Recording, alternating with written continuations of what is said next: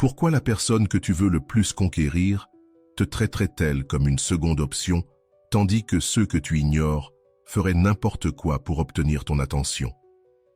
Il y a une erreur que la plupart des gens commettent, sans même s'en rendre compte: courir après ceux qui les ignorent, mendier des miettes d'attention et se désespérer lorsqu'ils ne reçoivent pas la validation qu'ils désirent tant. La vérité est brutale, mais libératrice. Plus tu poursuis quelqu'un, plus il s'éloigne. Plus tu te diminues toi-même, moins tu démontres ta valeur. Et plus tu supplies pour obtenir de l'attention, plus tu parais pitoyable aux yeux de l'autre. Mais si je te disais qu'il existe une technique psychologique ancienne, basée sur les principes du stoïcisme, capable de renverser complètement cette dynamique, une stratégie si puissante qu'elle fera que ceux qui t'ignorent aujourd'hui se mettront bientôt à te chercher, intrigués par ton changement et en quête de ton attention. Dans les prochaines minutes, tu vas découvrir les piliers fondamentaux de cette transformation psychologique. Des principes capables de révolutionner non seulement tes relations, mais aussi toute ta présence dans le monde. Prépare-toi à une révélation qui changera pour toujours ta façon d'interagir avec les autres. Écris en commentaire « J'ai du pouvoir ». Cela ancrera dans ton esprit le premier principe de cette puissante transformation. As-tu déjà remarqué comme certaines personnes attirent tous les regards dès qu'elles entrent dans une pièce? Ce n'est pas parce qu'elles sont les plus belles ou les plus riches, mais parce qu'elles dégagent quelque chose de différent, une force invisible qui attire naturellement. Cette force ne naît pas d'un besoin désespéré d'approbation, mais du contrôle total de leur énergie émotionnelle. La majorité des gens dispersent leur énergie comme de l'eau renversée sur le sol. Messages envoyés dans l'urgence, appels répétés, heures passées à attendre une réponse qui ne viendra peut-être jamais. Cette énergie dispersée et dépendante repousse au lieu d'attirer. C'est comme un aimant inversé.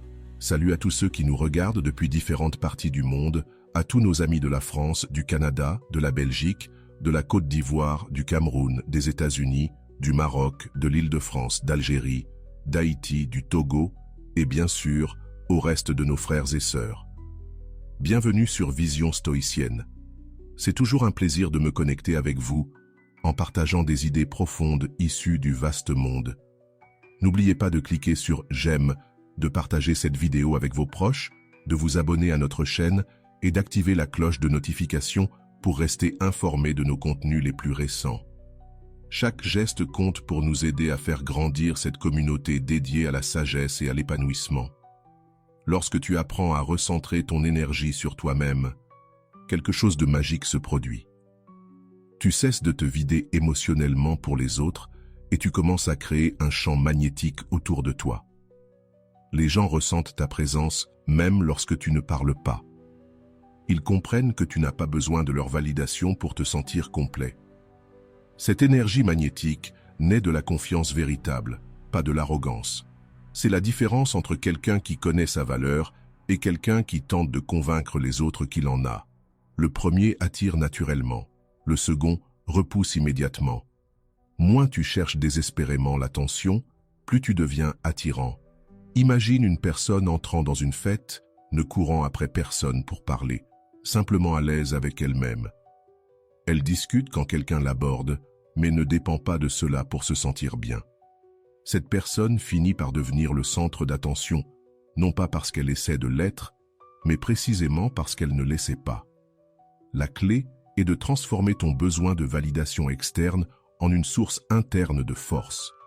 Quand tu n'as plus besoin que les autres te voient, tu deviens impossible à ignorer. C'est un puissant paradoxe.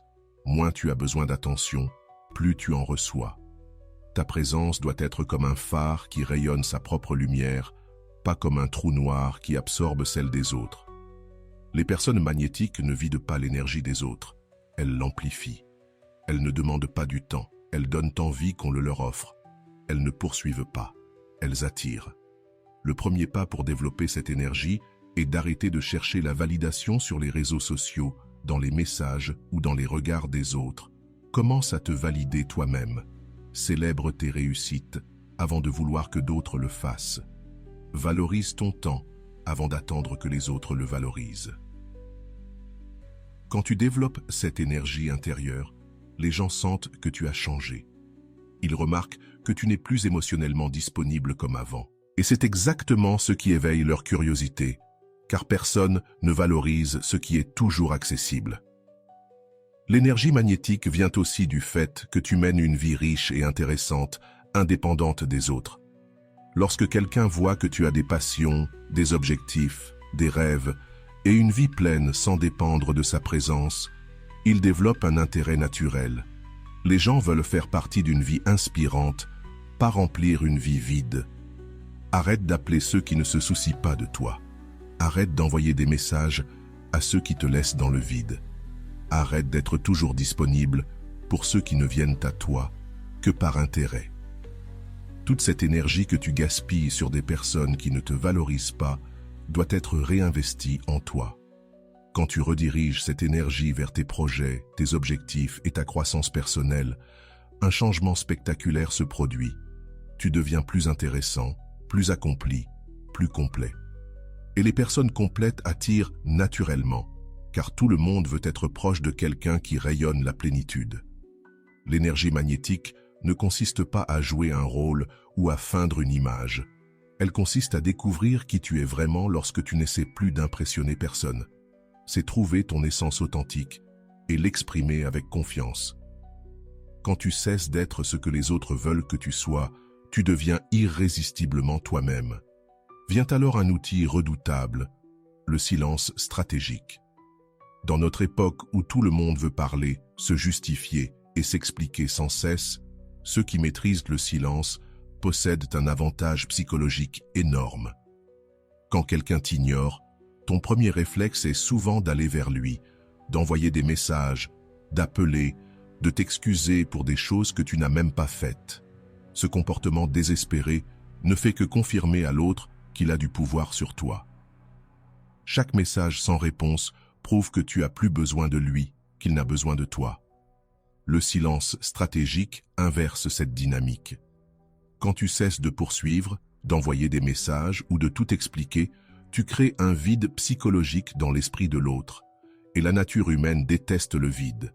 Là où il y a du silence, l'esprit invente des histoires, des hypothèses, des questions. Celui qui t'ignorait commence à se demander « Pourquoi ne m'écrit-il plus ? Qu'est-ce qui s'est passé ? A-t-il rencontré quelqu'un ? A-t-il perdu intérêt ?» Ces interrogations occupent son esprit bien plus que tes messages désespérés ne pourraient te le faire. Le silence stratégique n'est pas de la colère ou de la vengeance, c'est de la dignité. C'est le refus de mendier de l'attention ou d'accepter des miettes d'affection. Quand tu choisis de te taire, tu forces l'autre à écouter son propre vide. Il y a une grande différence entre ignorer par colère et utiliser le silence de manière stratégique. Le premier est impulsif et émotionnel. Le second est calculé et puissant. Utiliser le silence stratégique, ce n'est pas punir l'autre, c'est te protéger et montrer que tu as d'autres priorités. Le silence t'oblige aussi à grandir émotionnellement. Au lieu de gaspiller ton énergie à convaincre quelqu'un de t'accorder son attention, tu l'investis dans d'autres aspects de ta vie, tes passions, tes amis, tes objectifs. Cela te rend plus complet et plus intéressant. Et lorsque tu reprends contact après une période de silence, tu n'es plus la même personne désespérée. Tu as évolué, grandi, et tu n'as plus besoin de sa validation. Ce changement est impossible à ignorer. L'autre perçoit que tu as changé, que tu as d'autres priorités, que tu n'es plus disponible comme avant. Le silence a aussi le pouvoir de pousser une personne à remettre en question son comportement. Quand tu cesses d'accepter le mauvais traitement et que tu t'éloignes dans le calme, tu l'obliges à réfléchir à ses actes. Elle commence à se demander si elle a été injuste. Et ce simple doute peut parfois valoir plus que 1000 mots. Si tu t'es déjà demandé pourquoi certaines personnes semblent perdre tout intérêt pour toi, alors que tu es toujours disponible, la réponse est simple. La prévisibilité tue l'attraction. Quand tu es constamment joignable, que tu réponds immédiatement et que tu poursuis toujours l'autre, tu deviens prévisible et ennuyeux. Le silence, lui, brise cette routine et réveille la curiosité naturelle présente en chacun de nous. Utilise le silence pour créer du mystère autour de ta vie. Ne raconte pas tout ce que tu fais. Ne justifie pas chacune de tes décisions. Ne cherche pas à expliquer chacun de tes gestes. Laisse des zones d'ombre dans ton histoire que l'imagination de l'autre viendra remplir. La vérité est simple, l'esprit humain invente souvent des scénarios bien plus fascinants que la réalité.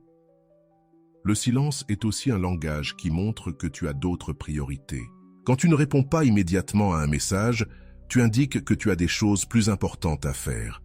Quand tu ne passes pas d'appel tous les jours, tu démontres que ta vie est riche et bien remplie. Cela augmente immédiatement ta valeur perçue. Apprends à être à l'aise avec les silences. Ne ressens pas le besoin de combler chaque pause ou moment de calme par des paroles inutiles. Le silence confiant est un signe de maturité émotionnelle. Les personnes en insécurité parlent sans cesse pour se sentir validées.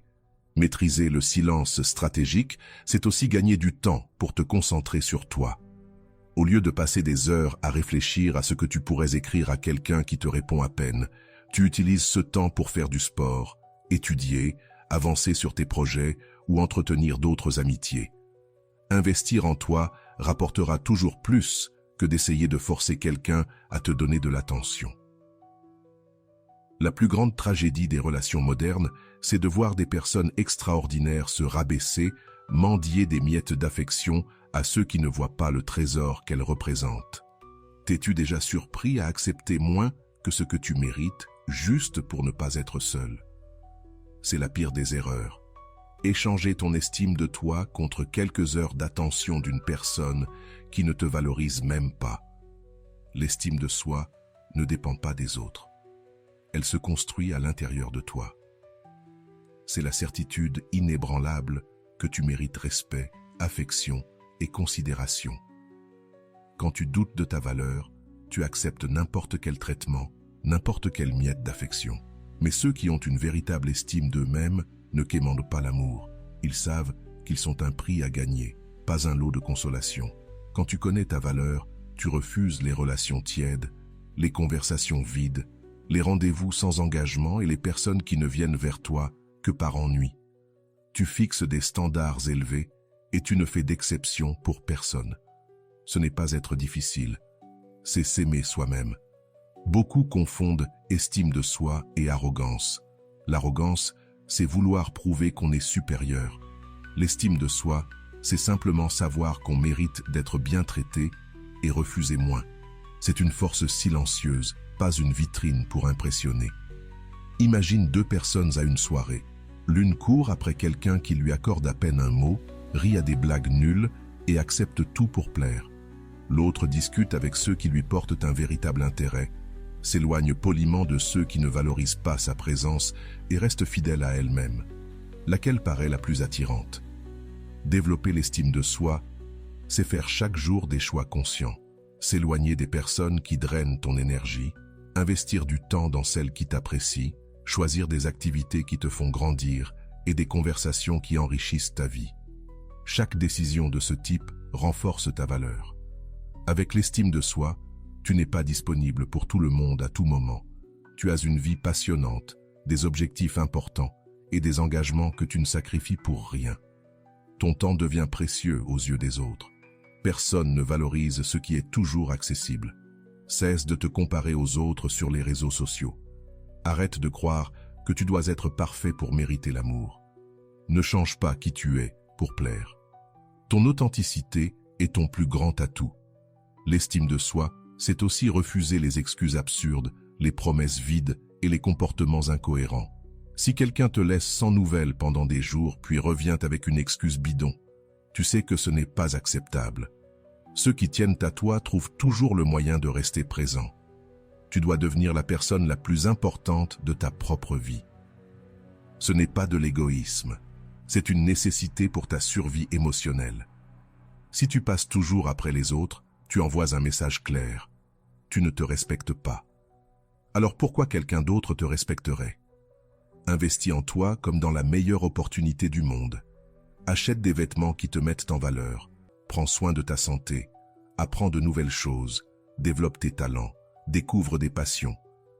Chaque amélioration de toi-même augmente ta valeur sur le marché des relations. Quand tu développes une réelle estime de toi, tu n'as plus peur de la solitude. Tu comprends qu'il vaut mieux être seul que mal accompagné. Cette liberté émotionnelle est irrésistible, car elle montre que tu n'es pas en couple par désespoir, mais par choix. Apprends à dire non sans culpabilité, non aux rendez-vous qui ne t'intéressent pas, non aux obligations inutiles, non aux personnes qui ne viennent à toi que par intérêt. Chaque non adressé à ce qui ne te sert pas est un oui à ce qui compte vraiment. Enfin, comprends le pouvoir du détachement conscient. Ce n'est pas ne pas se soucier des autres ni être froid. C'est aimer sans s'accrocher, prendre soin sans s'épuiser, vouloir sans dépendre. C'est garder ton cœur ouvert, tout en préservant ton âme. Beaucoup confondent amour et attachement malsain. Ils scrutent chaque message, chaque délai de réponse, chaque signe de l'autre comme une question de vie ou de mort. Ce n'est pas de l'amour, c'est de l'insécurité. Le détachement conscient te permet d'aimer profondément sans perdre ton identité. Tu continues à poursuivre tes rêves, tes objectifs et à entretenir tes amitiés, peu importe l'état de ta relation. Quand tu adoptes cette mentalité, tout change. Tu deviens plus attirant, car il n'y a rien de plus séduisant qu'une personne qui s'intéresse sans s'accrocher, qui aime sans s'annuler. Tu ajoutes de la valeur à la vie des autres au lieu d'en absorber l'énergie. Et surtout, tu te protèges des relations toxiques. Tu vois les signaux d'alerte, tu refuses les mauvais traitements et tu choisis la qualité plutôt que la peur de la solitude. C'est là que réside ta véritable puissance. Imagine deux plantes. L'une pousse collée contre un mur, totalement dépendante d'un soutien extérieur pour rester droite. Si le mur tombe, elle tombe avec lui. L'autre a des racines profondes. Elle pousse forte et indépendante, mais peut encore s'appuyer sur d'autres structures si nécessaire. Laquelle te semble la plus belle et la plus admirable? Le détachement conscient t'enseigne que tu peux aimer profondément quelqu'un tout en étant prêt à vivre sans cette personne si cela devient nécessaire. Cela ne rend pas ton amour plus petit, mais plus pur, car tu aimes par choix et non par besoin désespéré. Tu offres le meilleur de toi-même au lieu d'essayer d'aspirer le meilleur des autres. Lorsque tu pratiques le détachement conscient, tu arrêtes de faire des drames pour des détails. Tu ne t'alarmes pas si la personne met du temps à répondre. Tu ne crées pas de théories absurdes si elle sort avec des amis sans t'inviter. Tu ne transformes pas chacun de ces gestes en affaires personnelles. Tu comprends que les autres ont leur propre vie et qu'ils ne tournent pas autour de toi. Cette tranquillité émotionnelle est extrêmement attractive. Personne ne veut être avec quelqu'un qui crée des problèmes à partir de rien, qui transforme chaque conversation en séance de thérapie, qui a besoin d'une attention constante pour se sentir en sécurité. Les personnes équilibrées sont naturellement attirées par d'autres personnes équilibrées. Le détachement conscient, c'est aussi laisser à l'autre l'espace de respirer. Quand tu n'es pas accroché comme une sangsue, la personne est libre de ressentir ton absence, et il est impossible de manquer quelqu'un qui est toujours là, toujours disponible, toujours en demande d'attention. L'espace crée la nostalgie, et la nostalgie réveille l'intérêt. Pratique l'art de prendre soin sans t'impliquer émotionnellement dans chaque petit drame.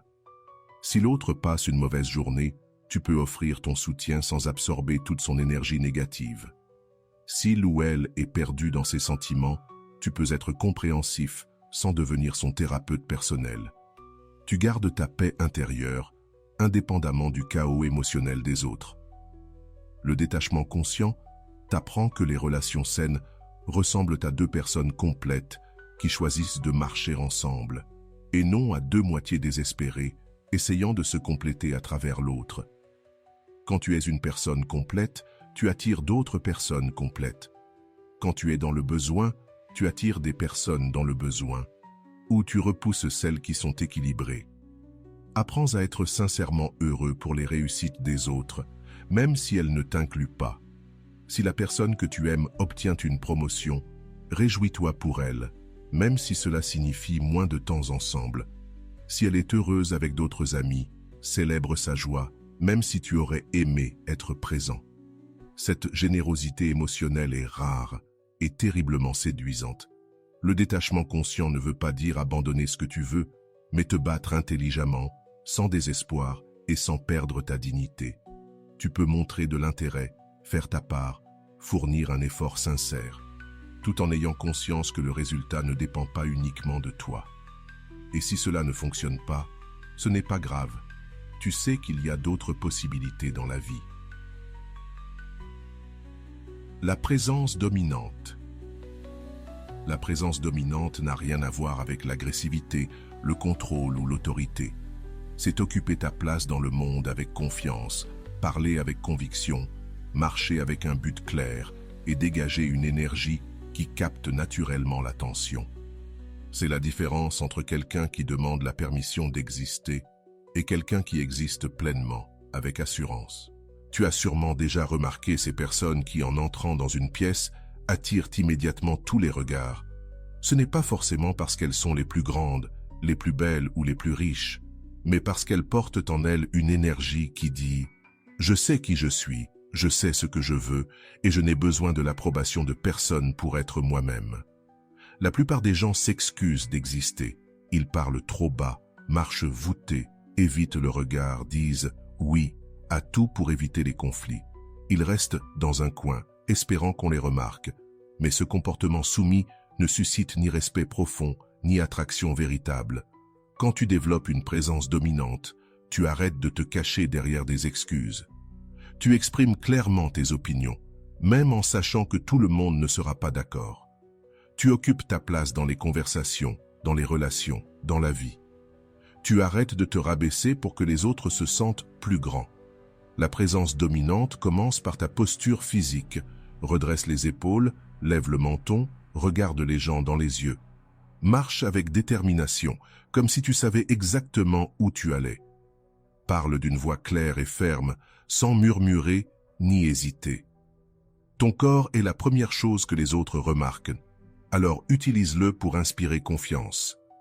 Mais la véritable présence dominante vient de l'intérieur. C'est la certitude absolue que tu as le droit d'être là, d'exprimer tes idées, d'occuper ton espace dans ce monde. Quand tu le crois vraiment, ton corps reflète naturellement cette conviction. Tu n'as pas besoin de jouer un rôle, tu es sûr de toi. Les personnes avec une présence dominante ne cherchent pas à plaire à tout le monde. Elles savent que c'est impossible, et elles ne gaspillent pas leur énergie à essayer. Elles préfèrent être respectées par ceux qui comptent vraiment, plutôt qu'aimées de manière superficielle par ceux qui ne les valorisent pas. Cette authenticité est magnétique dans un monde où tant de gens portent un masque. La présence dominante se voit aussi dans la façon de gérer les conflits. Au lieu de fuir ou de supplier pour la paix, tu fais face avec maturité et fermeté. Tu ne passes pas à l'attaque, mais tu refuses de te laisser piétiner. Tu poses des limites claires et tu t'y tiens, peu importe la réaction de l'autre. Quand quelqu'un te manque de respect, tu ne cries pas, tu ne cherches pas à te venger. Tu pars avec dignité, montrant par tes actes que tu n'acceptes pas ce genre de traitement. C'est bien plus puissant que des explications interminables ou des éclats de colère. Développe tes propres opinions et exprime-les. Arrête de dire « oui » à tout juste pour éviter la confrontation. Quand on te demande ton avis sur un film, un restaurant ou une situation, donne une réponse honnête et réfléchie. Les personnes avec une présence dominante ne sont pas des feuilles emportées par le vent. Elles ont des positions claires dans la vie. Cela se reflète aussi dans ta communication digitale.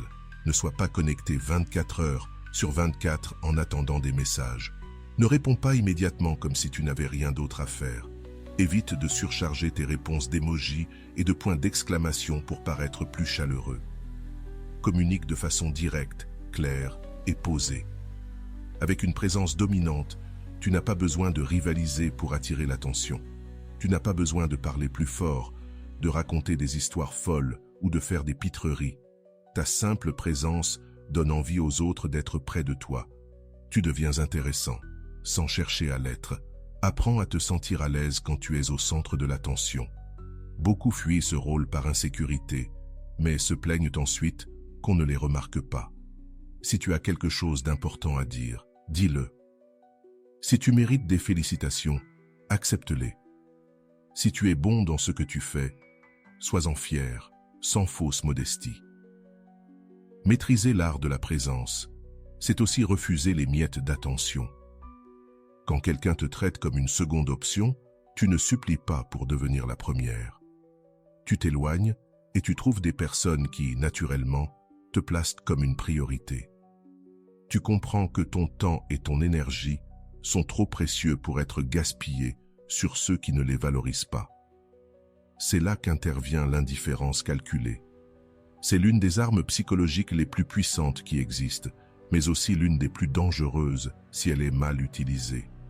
Elle ne consiste pas à être cruel, insensible ou manipulateur, mais à montrer que ta vie est si riche et intéressante que tu ne dépends émotionnellement de personne en particulier pour être heureux et épanoui. L'erreur que commet la majorité des gens, c'est de montrer trop d'intérêt, trop de disponibilité, trop de besoin. Ils pensent qu'en montrant à quel point ils tiennent à l'autre, à quel point ils sont disponibles et à quel point ils en ont besoin, ils vont gagner son cœur. En réalité, c'est tout l'inverse. Ils font fuir la personne et lui font perdre complètement l'intérêt. L'indifférence calculée fonctionne parce qu'elle touche un instinct primitif que nous avons tous. Nous accordons plus de valeur à ce qui est difficile à obtenir. Quand quelque chose est toujours disponible, toujours à portée de main, toujours en train de réclamer notre attention, notre cerveau le classe automatiquement comme moins précieux. C'est cruel, mais c'est ainsi que nous fonctionnons. Imagine deux situations. Dans la première, tu envoies un message à quelqu'un et cette personne te répond immédiatement, toujours disponible, toujours prête à parler, annulant d'autres rendez-vous pour être avec toi. Dans la seconde, tu envoies un message et parfois la personne met longtemps à répondre. Elle a une vie occupée, des engagements importants, d'autres priorités que toi. Laquelle de ces deux attitudes attire le plus ton intérêt? L'indifférence calculée ne consiste pas à ignorer par méchanceté ou à jouer à des jeux puérils. Elle consiste simplement à avoir d'autres priorités dans ta vie que de chercher à conquérir une personne précise. Quand tu te concentres sur tes objectifs, tes projets, tes amitiés et ton développement personnel, tu deviens naturellement moins disponible et plus intéressant. Concrètement, si quelqu'un t'envoie un message, tu n'as pas besoin de répondre immédiatement, même si tu l'as vu. Peut-être es-tu occupé par quelque chose d'important ou plongé dans une activité qui demande toute ton attention. Peut-être que tu n'es tout simplement pas d'humeur à parler sur le moment, et c'est très bien ainsi. Ta vie ne tourne pas autour de ton téléphone. L'indifférence calculée s'exprime aussi dans la manière dont tu réagis aux tentatives de l'autre de te rendre jaloux ou d'attirer ton attention. Quand quelqu'un publie des photos avec d'autres personnes, raconte des sorties ou des rencontres, une personne désespérée analyse chaque détail, invente des théories et se laisse envahir par la jalousie. Une personne qui pratique l'indifférence calculée, elle, ne s'en préoccupe pas. Cette sérénité émotionnelle est extrêmement déstabilisante pour ceux qui sont habitués à provoquer des réactions intenses. Quand tu cesses de réagir comme l'autre s'y attend, quand tu ne te laisses plus gagner par la jalousie, l'insécurité ou le désespoir, cela affecte profondément sa psychologie. Elle commence à se demander si elle a perdu le pouvoir qu'elle pensait avoir sur toi. L'indifférence calculée oblige l'autre à faire des efforts pour capter ton attention. Lorsque tu ne poursuis plus, que tu n'essaies plus désespérément d'impressionner, que tu n'es plus disponible à tout moment, la personne sort de sa zone de confort. Elle doit commencer à prendre des initiatives, à mériter ton attention. Mais attention, indifférence calculée ne veut pas dire froideur ou cruauté. Tu peux rester aimable, poli, attentionné quand vous êtes ensemble. La différence, c'est que tu n'es pas dans le besoin, la dépendance émotionnelle ou la désespérance. Tu es là parce que tu l'as choisi, pas parce que tu en as besoin. L'indifférence calculée s'applique aussi aux résultats. Tu peux faire des efforts, montrer un intérêt sincère, mais sans t'accrocher désespérément à l'issue. Si ça marche, c'est parfait. Si ce n'est pas le cas, tu as d'autres options, d'autres chemins, d'autres opportunités. Cette mentalité te libère de l'anxiété qui paralyse tant de personnes. En la pratiquant, tu arrêtes de te justifier pour chaque chose que tu fais. Pourquoi tu es sorti avec des amis? Pourquoi tu n'as pas répondu immédiatement? Pourquoi tu étais occupé? Ou pourquoi tu as changé d'avis? Ta vie est ta responsabilité. Elle n'a pas besoin d'approbation. Tu apprends à être à l'aise avec le silence dans les conversations, avec les espaces vides dans les relations, avec l'incertitude face à l'avenir. Les personnes anxieuses cherchent à combler chaque moment par des mots, chaque pause par une activité, chaque doute par une réponse immédiate. L'indifférence calculée t'enseigne que tout n'a pas besoin d'être résolu sur le champ. Elle est particulièrement puissante après une période où tu as montré beaucoup d'attention, d'affection et de disponibilité, sans recevoir la même chose en retour. Dans ce cas, le mouvement naturel est de t'éloigner avec élégance, sans colère, sans drame, mais avec la dignité de celui qui sait qu'il investissait son énergie au mauvais endroit. Ce changement est impossible à ignorer. La personne qui avait l'habitude de recevoir ton attention constante se retrouve soudain face à un vide. C'est dans ce vide que naissent la nostalgie, le questionnement et l'appréciation de ce qu'elle avait, mais n'a pas su apprécier. L'indifférence calculée sème des graines de regret dans l'esprit de ceux qui t'ont sous-estimé. Enfin, il y a l'attention tournée vers soi. C'est la base de toute transformation réelle dans les relations. Diriger ton énergie et tes ressources vers ta propre évolution, plutôt que de les gaspiller à vouloir contrôler ou impressionner les autres. Quand tu adoptes cet état d'esprit, tu deviens automatiquement plus attirant, car une personne épanouie et centrée dégage une énergie magnétique naturelle. La plupart des gens ont leur attention tournée vers l'extérieur. Ils passent leur temps à se demander ce que les autres pensent, font ou ressentent. Ils analysent chaque geste, chaque mot, chaque silence. Ils vérifient sans cesse les réseaux sociaux pour voir ce que la personne a publié, avec qui elle est sortie, ce qu'elle a fait. Cette obsession est un gouffre qui absorbe toute ton énergie vitale. Quand tu développes l'attention tournée vers toi, tu rediriges cette énergie vers des activités qui ont un vrai impact sur ta vie. Faire du sport, apprendre quelque chose de nouveau, avancer sur un projet personnel ou passer du temps avec des amis qui te valorisent vraiment. Cela signifie aussi arrêter de chercher une validation extérieure pour te sentir bien. Tu cesses de publier des photos pour obtenir des likes, de raconter des histoires juste pour impressionner ou de changer de personnalité selon les gens présents. Tu es simplement toi-même, peu importe le public. Et cette authenticité est irrésistible. Dans un monde où tout le monde joue un rôle, où chacun cherche à impressionner et à être validé, voir quelqu'un de véritablement sincère, qui a une vie pleine et indépendante du regard des autres, c'est comme trouver un diamant au milieu de pierres banales. Se concentrer sur son développement intérieur aide à cultiver une mentalité d'abondance plutôt que de rareté.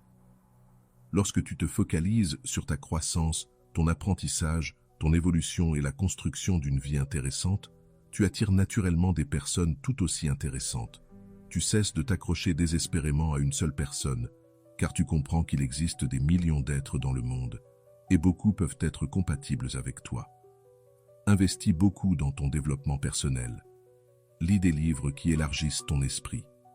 Apprends de nouvelles compétences qui te rendent plus intéressant. Pratique des exercices qui améliorent ta santé et ton estime de toi. Cultive des passe-temps qui te procurent un plaisir authentique. Chaque amélioration de toi-même est un investissement qui rapporte toujours, peu importe ce qui se passe dans tes relations. Avoir un enfoc interne, c'est aussi établir des objectifs personnels qui ne dépendent pas des autres. Tu veux apprendre une nouvelle langue? Fais-le pour toi, pas pour impressionner qui que ce soit. Tu veux te remettre en forme? Fais-le pour ta santé et ton estime de toi, pas pour récupérer quelqu'un. Tu veux changer de carrière? Fais-le pour tes rêves, pas pour prouver quoi que ce soit à ceux qui doutaient de toi. Quand tu développes cet état d'esprit, tu cesses de dramatiser les petits problèmes dans tes relations. Tu n'analyses plus chaque conversation comme si elle cachait un sens profond. Tu ne cherches plus à interpréter chaque geste. Tu as désormais des choses plus importantes à penser, des problèmes plus significatifs à résoudre, des objectifs plus ambitieux à atteindre. Cette stabilité émotionnelle, qui vient du travail sur soi, est extrêmement attirante. Personne ne souhaite être avec quelqu'un qui vit sur des montagnes russes émotionnelles, qui fait un drame pour tout, ou qui a constamment besoin d'attention pour se sentir en sécurité. Les personnes équilibrées recherchent d'autres personnes équilibrées. L'enfoque interne t'apprend aussi à valoriser ton temps. Tu cesses d'être disponible pour n'importe qui, à n'importe quel moment.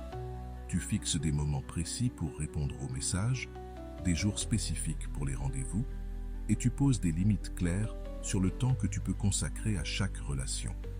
Ton temps devient précieux, car tu l'utilises de manière productive.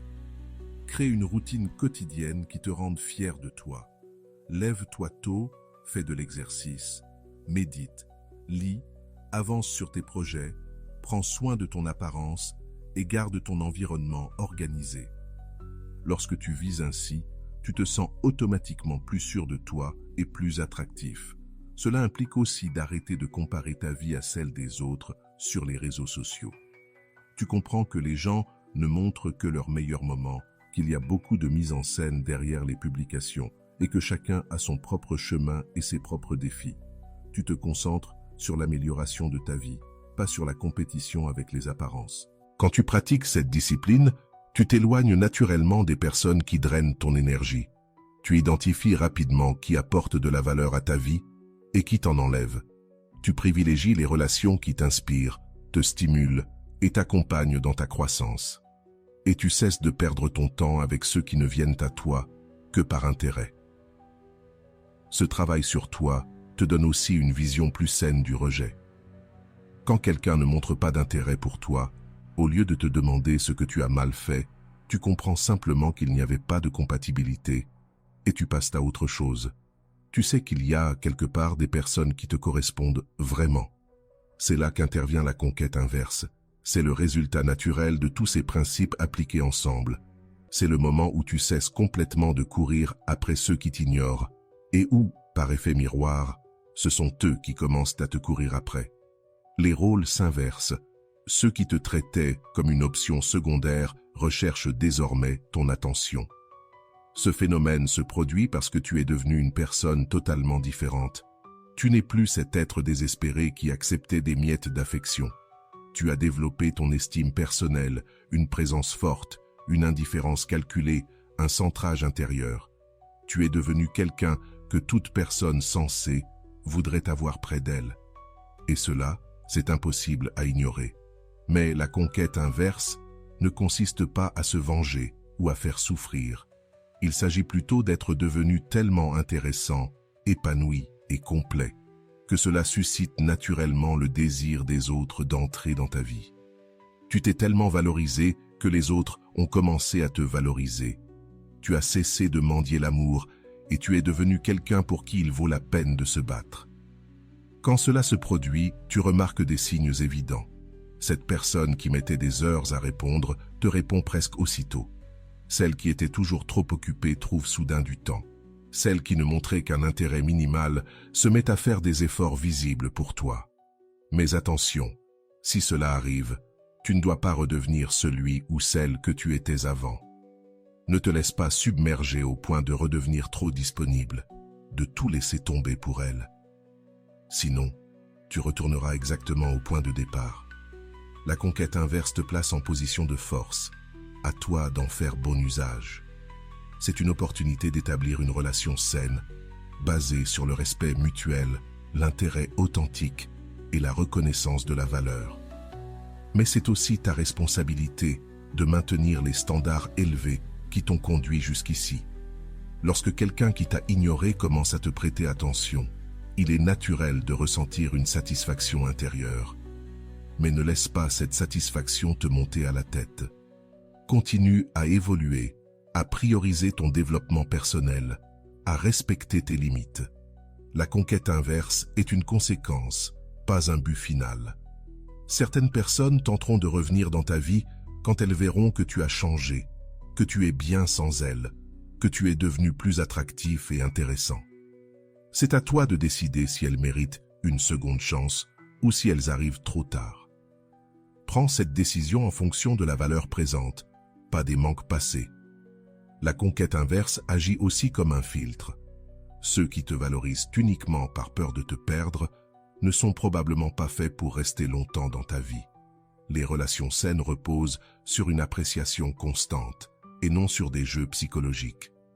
Quand tu vis cette expérience, tu comprends par toi-même le pouvoir de la transformation personnelle.